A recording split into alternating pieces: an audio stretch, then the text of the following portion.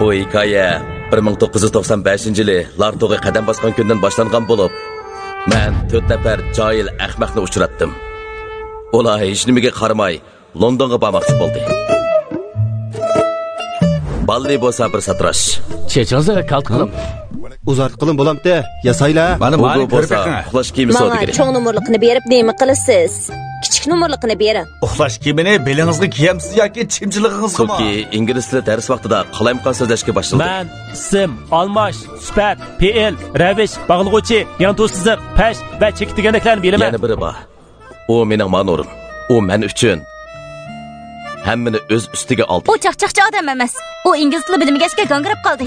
U degan bir chelishchi. Chelishishda u azaldan xatolik o'tkazmaydi. Azaldan hech kim men uchun ko'krak kelib o'tirg'i chiqib boqmagan. Shunga men uchun qiz do'st. मैं तो धम चिक पक धम लुट-पुट गया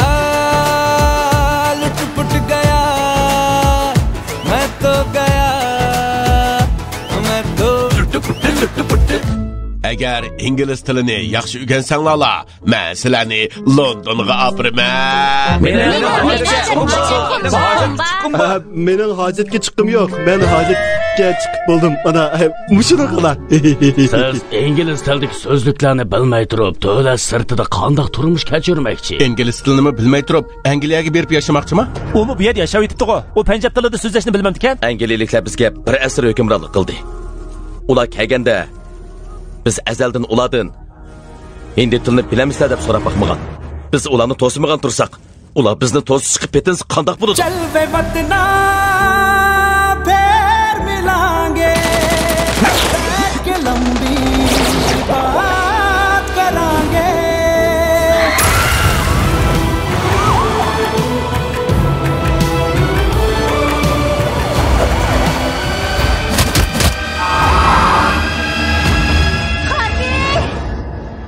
Ciddi ihtiyoç tüpayli biz yurtimizdan ayrılışqa mecbur bulduk.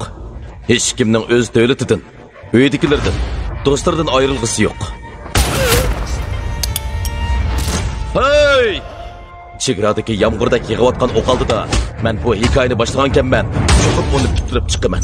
25 yildan keyin men Xardiyal Singihdillon Xardi